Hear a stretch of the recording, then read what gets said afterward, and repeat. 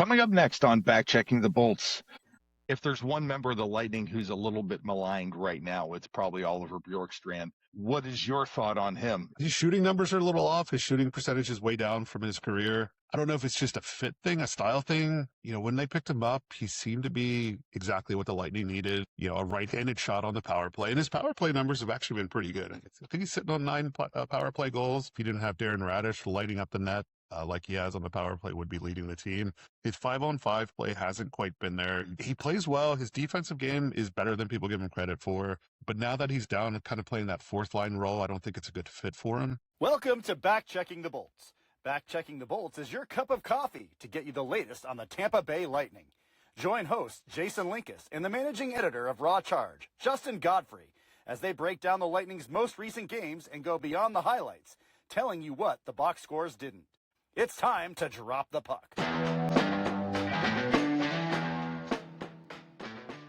Welcome to Backchecking the Bolts as we start the month of April.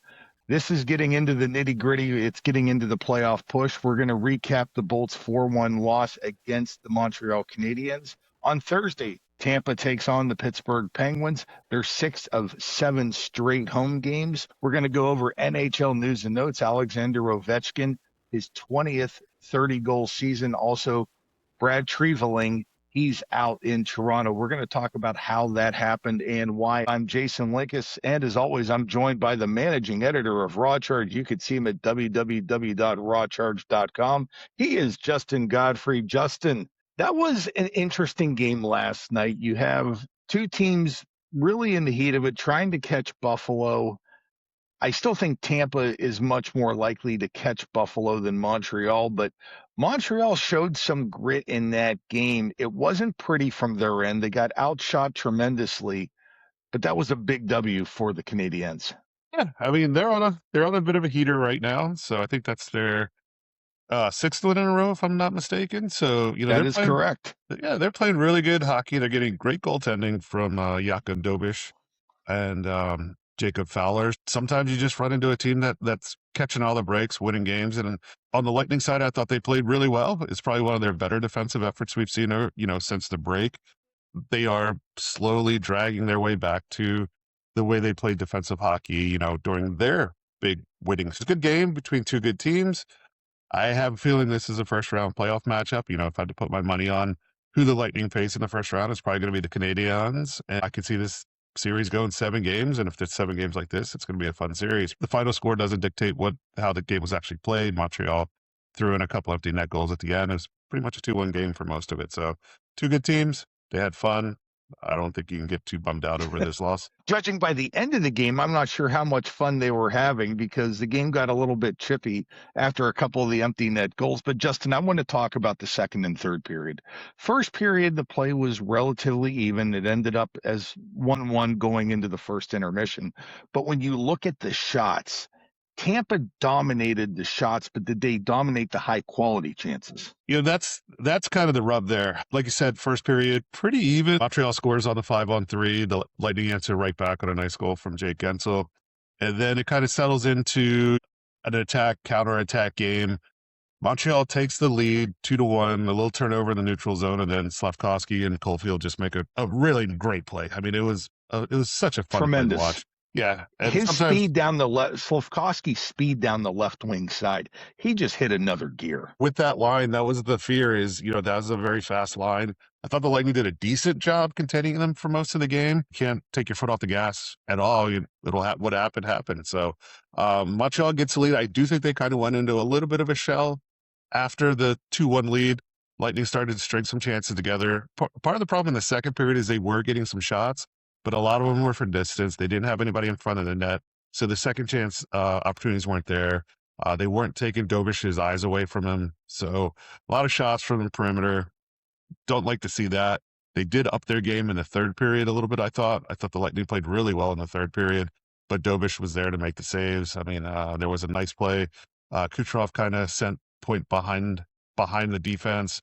Point just couldn't get his stick on the puck to make a good shot. The Lightning had a couple chances on the power play, Point from the slot that Dobiš made the saves on. And sometimes that just happens. Sometimes you just run into a goaltender that makes the saves. Like I said, it did get a little ridiculous at the end. There was a big hit. Jake Evans threw a pretty big hit on Kucherov. That was initially called a 5-minute boarding, kind of got rescinded to a 2-minute, which was the right call. It was only a 2-minute boarding. And then after that, Jack Age and Scott Sabrin fought, quote unquote. It was more of a wrestling match.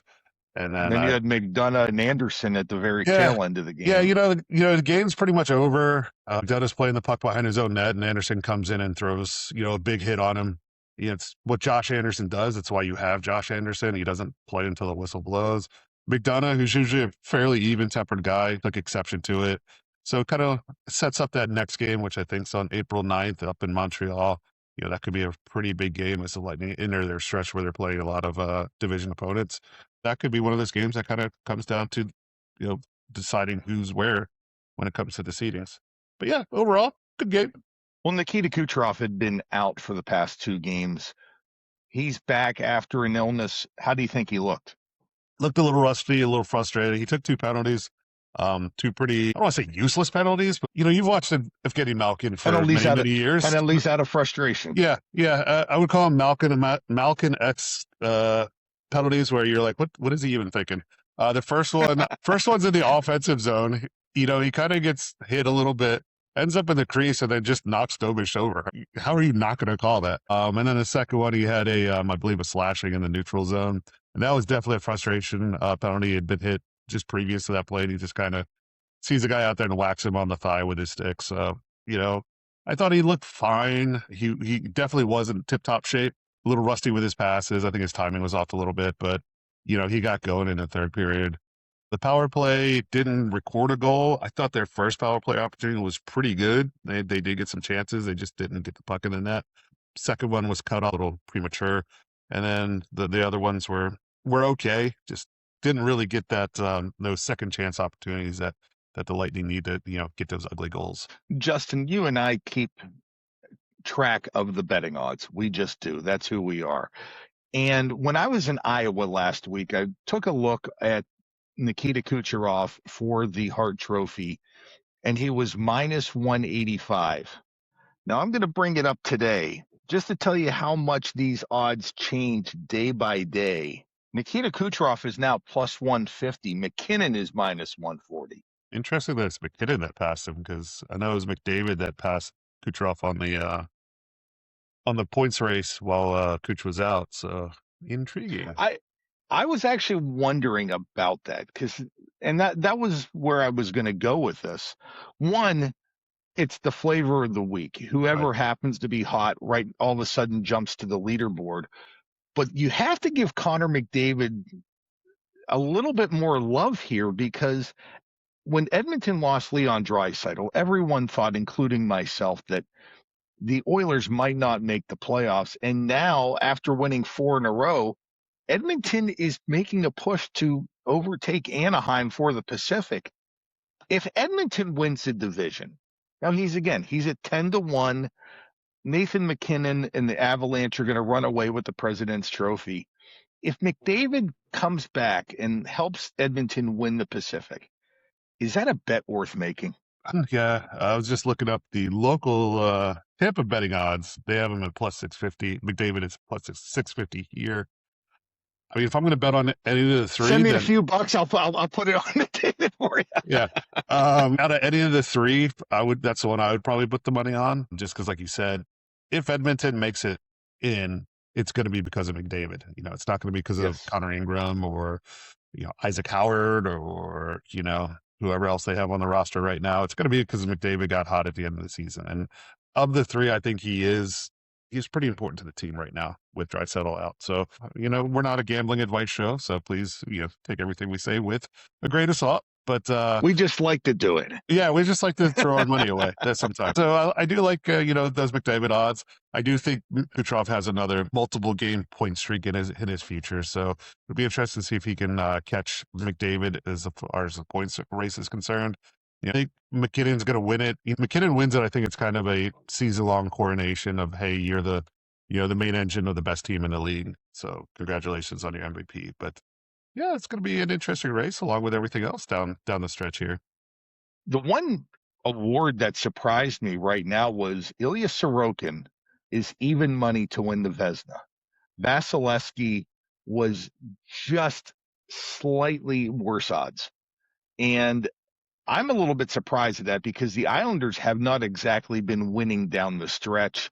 I still think there's probably a New York contingency to that. Vasilevsky sort of slides under the radar for those people who are not in Tampa. He just does because Tampa has so many high-powered weapons at times. I don't think that's the way with the NHL media and most of the people who vote for this, but I think in terms of betting, the Islanders are just on the radar more than the Lightning are in some people's eyes. Yeah, and I think Sorokin has some of the flashier stats as far as like shutouts, things like that, things of that nature, if you will. Last night's game was kind of an interesting look into how important Vasilevsky is to the Lightning. You were talking about the chances and the shots that the Lightning had. That being said, Montreal had 3 or 4 like just absolute grade A chances in the third period, and Vasilevsky made the stop on all of them. And Yanni Gordon broke his stick. He was trying to get off the ice. He kind of ran into, I think it was Caulfield, and then falls down. Caulfield ends up right in the top of the slot all by himself. I mean, there wasn't anybody in the picture. He fires it off, and Vasilevsky makes the save. He really kept him in that game as the Lightning. He made a really good save on Anderson early in the third as well. Yep. It was about a minute and a half in. Yeah, he had about 2 or 3 really nice pad saves that, like I said, just really kept the Lightning in the game. And if you're not someone who watches the Lightning regularly, it's one of those games where you look at it, it's a 4-1 final score. Yes, he gave up 2 goals, but he was really good. And this is about the 3rd or 4th game in a row where he's been really outstanding. Maybe he gives up an early goal. The Slafkovsky one, in his mind, he probably wants that back. He knows the shot's coming from over there, and he just doesn't get to the post fast enough. It was a 5-on-3 It's also a 5-on-3. It's a 5-on-3 goal, and Slafkovsky's probably one of the best shooters in the league. But still, Vasilevsky's not going to take that as an excuse. He's had a couple questionable goals during this recent stretch, but overall he's been really, really good. I think if they get on a little heater and they finish the season strong, his odds will go down a little bit. So we'll see. We'll see how it all boils out over the next 3 weeks, 2.5 weeks, or whatever's left in the season. Justin, let's take a look at the Eastern Conference standings. Finally, some of the teams in those wild card spots and on the outside looking in, they finally lost. For a while there, it seemed like every week, everybody, Columbus, Ottawa, Philadelphia, they were all winning. Finally, some of those teams are starting to lose. So in the Atlantic, you got Buffalo in first place with 100 points. They've played one more game than the Lightning, who sit in second at 98. The Canadiens in third with 96. In the Metro, you got Carolina with 100 points. The Penguins with 92 sitting in second. The Islanders, who we mentioned with Ilya Sorokin, they've dropped 2 straight. They are now at 89 points. The wild card, Boston seems to be firmly entrenched in that wild card. They have 94 points. The Columbus Blue Jackets, who've lost 4 in a row, have 88 points. They are in the last wild card spot. And chasing hard behind, you have the Ottawa Senators, lost 3 in a row. Detroit Red Wings with 86 points. They've lost 2 in a row. The Flyers, a bad loss to the Capitals last night. They're also there with 86 points. So there's some separation for a team like the Lightning. You feel extremely confident now that they are in the playoffs, barring a horrendous setback. Yeah, it's kind of interesting. You have 2 teams in the East with 100 points in Carolina and Buffalo. Technically, they haven't clinched a playoff spot yet. Here we are on April 1st. You would think if you can rack up 100 points with 2.5 weeks to go, you should be comfortable in your playoff spot. And they are. They're going to make it. As far as the Lightning, I did try to use some of my excellent public school education math here to figure it out. I have their magic number at 4 points. And I think I looked up a couple of websites of, I don't know their reliability, but also the math match. So they're looking at, Ottawa, there's 2 teams that are sitting at 86 points, or 3 teams with 86 points outside the playoffs. That's kind of the teams you're looking at right now if you're a Lightning fan. And the Lightning just want to, at this point, they just want to get into the playoffs, right? Cooper mentioned it after the game yesterday.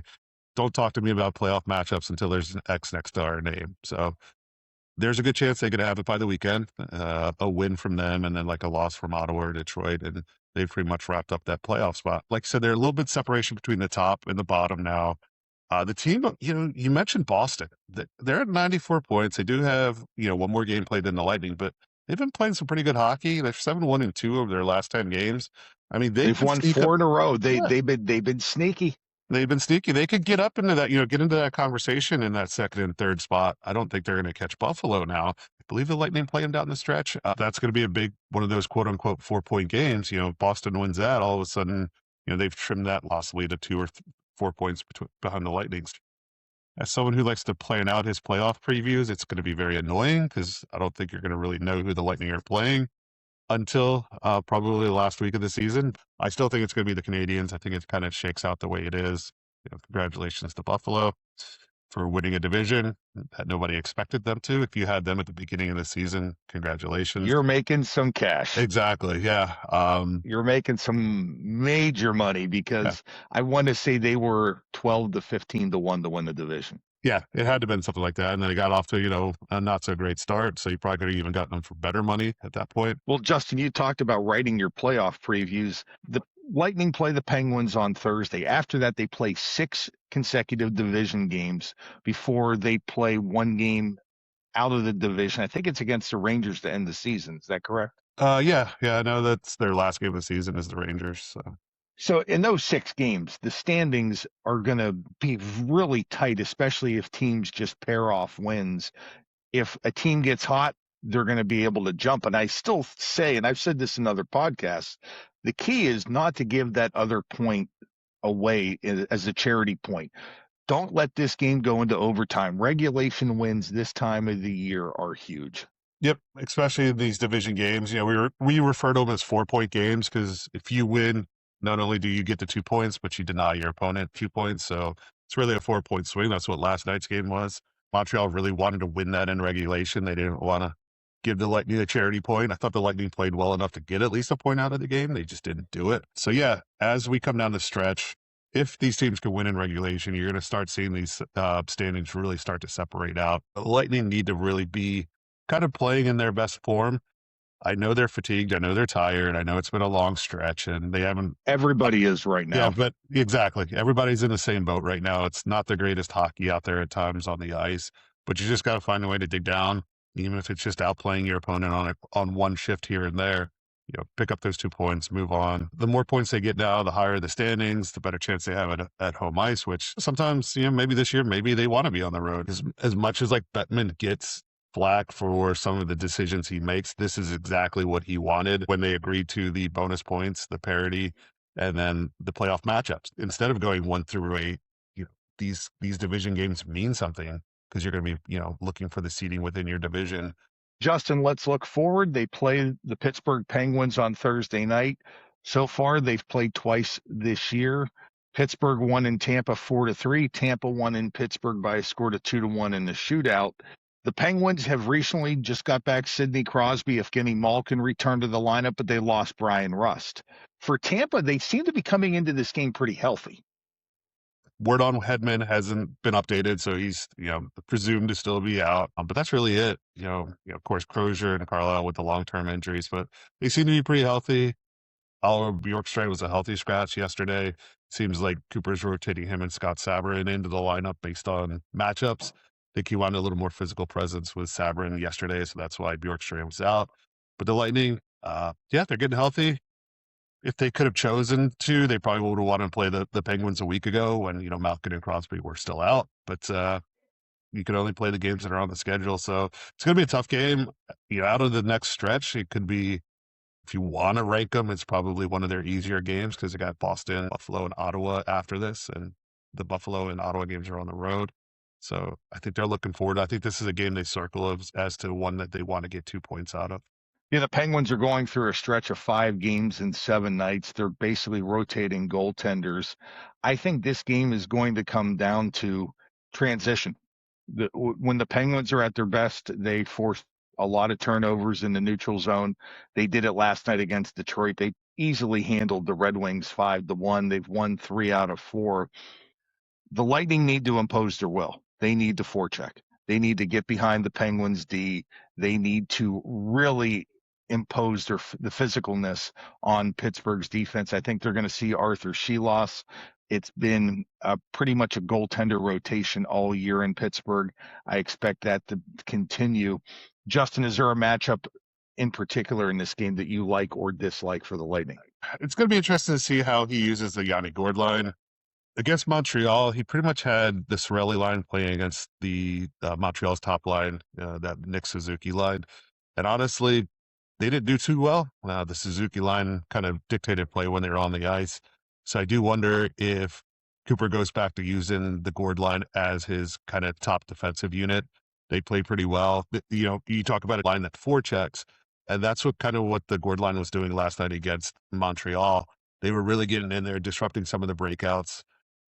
And that's really the fourth line was doing it a little bit as well. They just weren't on the ice that much. It's kind of those bottom two lines really kind of play that style of game, whereas the top two lines are more of a transition, build it out of the back and kind of try and fly through the zone. I could see the Gord line getting a lot of time against Crosby's line, establishing that forecheck, making the Penguins play the entire 200 feet length of the ice. If the Lightning get to that, and they showed signs of it against Montreal, that's playoff hockey really right there, is get the puck in deep. It's as corny as it is, as cliche as it is, it's get the puck deep, forecheck, force the other team to play hard. So yeah, that's kind of what I'm looking at. At the end of the game, Cooper had actually moved Kucherov back up with Point and Gonçalves. So he kind of broke up that Pagel, Sorelli, Kucherov combination that had been so successful over the last couple of weeks. Find some space for Kucherov. If he can find his space, I think he's going to be okay. He's going to, find ways to put points on the board. Justin, let's take a look around the NHL. Some news. First off, out of Toronto, the Leafs decided to fire general manager Brad Treliving. It is probably time for this to happen. And when you look at his tenure in Toronto, now this year has been a complete disaster in Toronto. You now have Austin Matthews hurt, but even before then, they were struggling all year. First off, earlier this year, like most NHL teams who are struggling, they do not fire their coach. He stuck with Craig Berube. Many teams like Columbus fire their coach. They put Rick Bowness in. They get this immediate bump. Vegas is hoping the same thing with John Tortorella. Was he too loyal to his coach? It feels like it. Like, I'm never going to sit here and say a team quit, an NHL team quit. But it didn't seem like they were playing with the passion they did last year. I thought when they brought Berube in, I thought he was the perfect hire for that team. They needed a little discipline. They needed to be a little bit more of a tougher team to play against. And I thought, like I said last year, that they really had played to his style pretty well. This year, you just never know what's going on in Toronto. They had the whole Mitch Marner leaving, contract disputes. And it just feels like they never found their game this year. And goaltending is probably a little to do with it. They're constantly rotating through 2 or 3 goaltenders. Joseph Woll can't stay healthy. I was surprised that they decided to go with Treliving over Berube. Treliving hasn't been there that long. GMs get about a 5-year window or so to implement their plan. And I did find it funny that, in the press conference yesterday, they were talking about they want a statistics oriented, general manager, or analytic was the word they used, which is kind of hilarious considering they dumped Kyle Dubas, a couple of years ago, who's kind of in that trend of being an analytical kind of G. Just Treliving probably just never fit what they wanted to do. He never had a chance to implement his plan. Now let's talk about Mitch Marner. Yeah. I want to talk about Marner because his tenure in Toronto, Mitch Marner's, was always one. He made a huge contract. He got paid a lot of money. I think he was in excess of $11 million. When Kyle Dubas signed him to the long-term deal, it was immediately criticized. There was always talk that Mitch Marner was soft. He wasn't a quote-unquote playoff type of hockey player.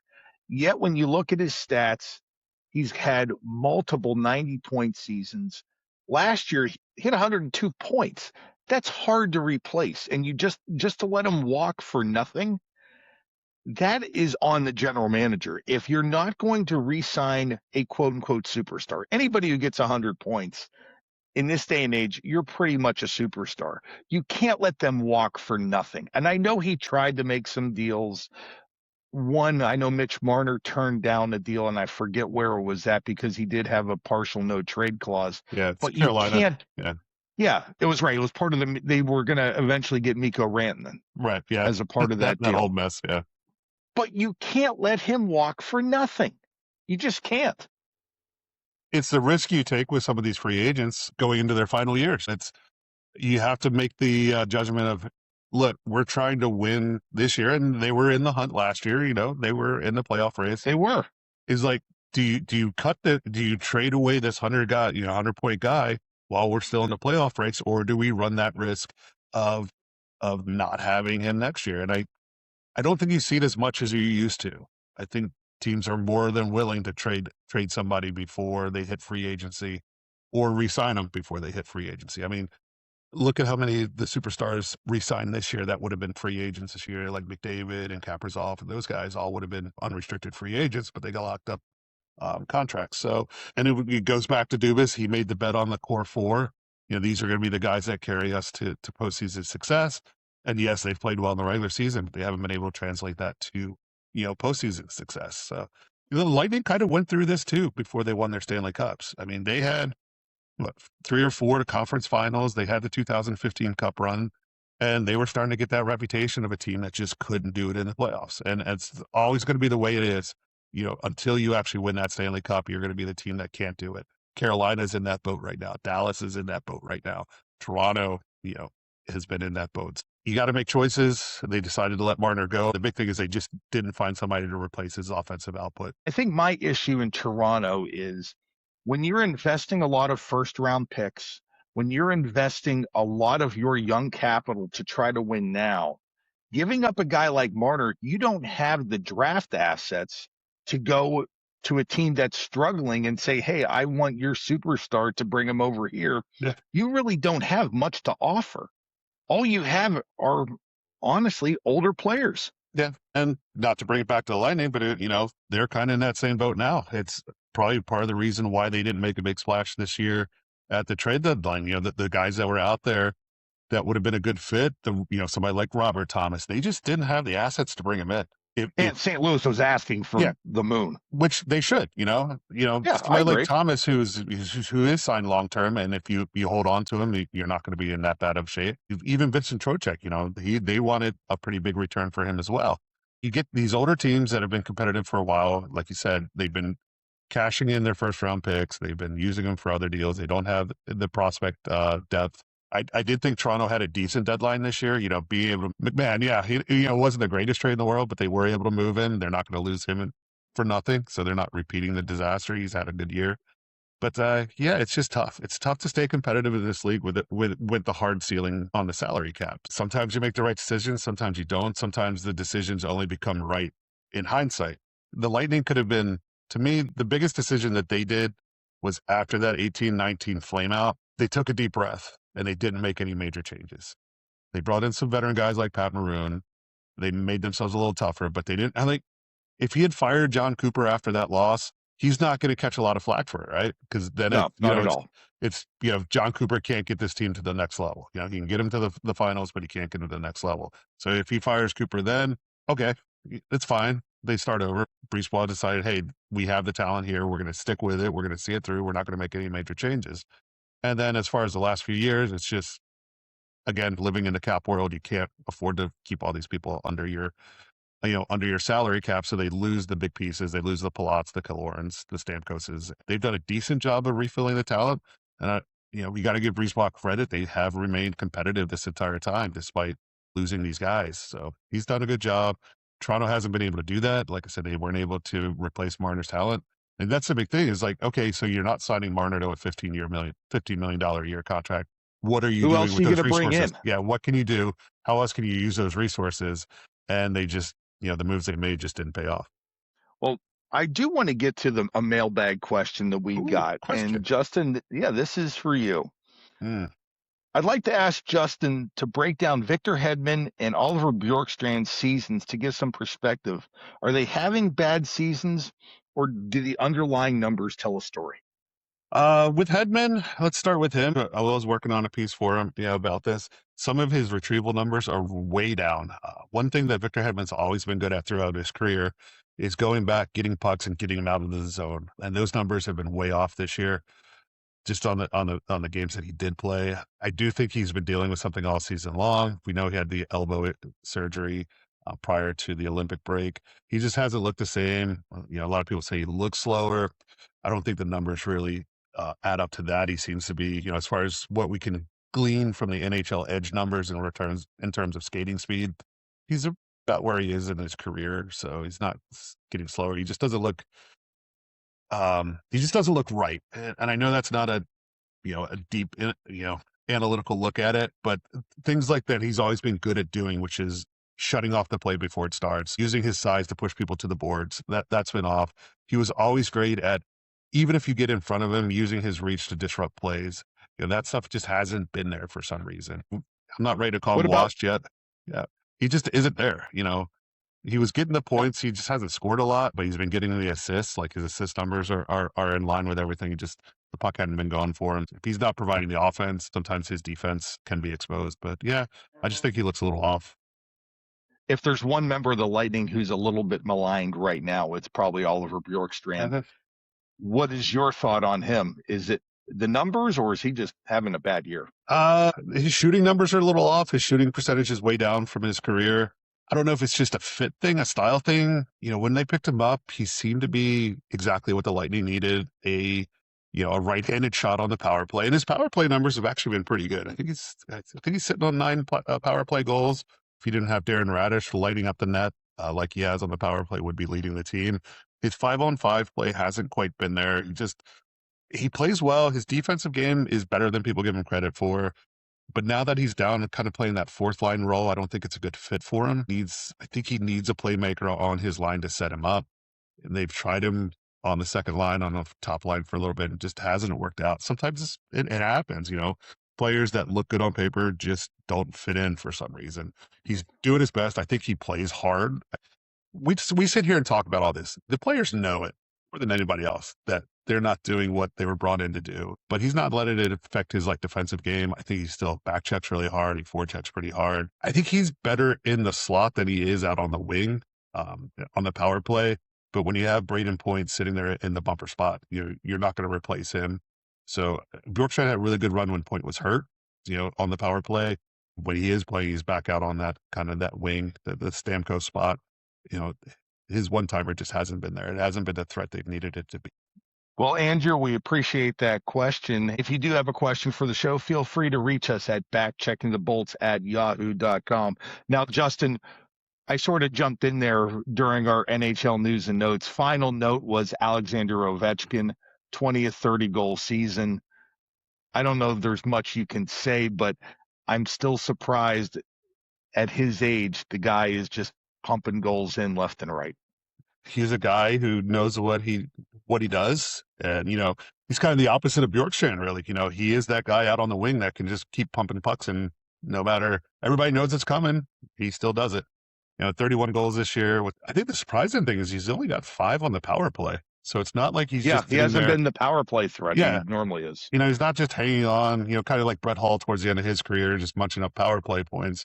This guy's scoring at 5-on-5. He's up to, 928 for his career? You start to wonder, does he sign a 3-year deal? I know he's a free agent at the end of the year. There's been some speculation that he may retire. May go to the KHL. May go to the KHL for a year. But, if he finishes a year at, 930, 935, is 1,000 goals out of his reach? I don't think so.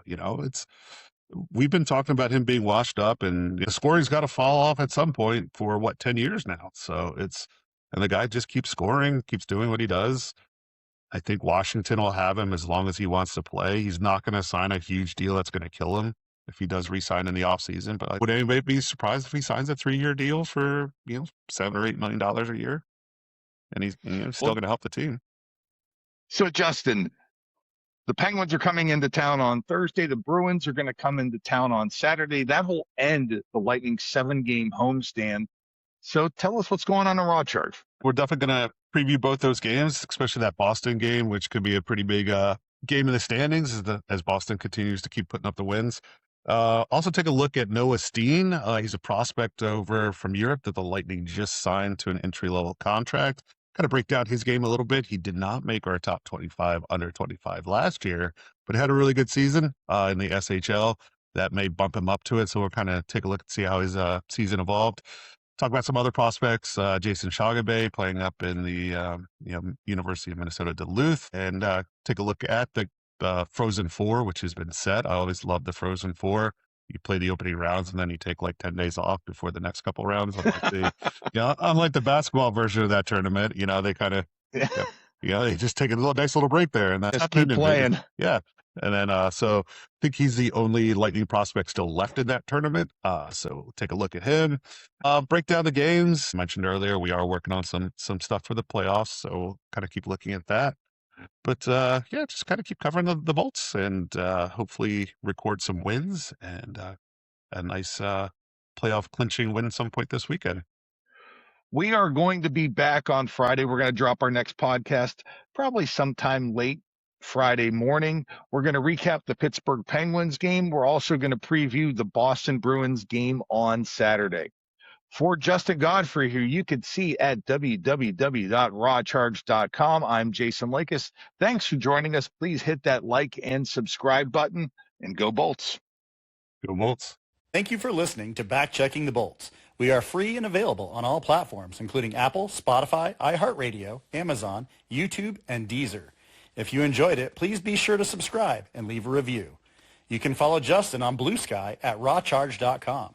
You can follow the show on X at Tampa_Bolts_pod, and on Facebook, Instagram, and YouTube at Backchecking the Bolts. If you're interested in advertising on the show or partnering with us, you can find more information in the show notes or email Jason at backcheckingthebolts@yahoo.com.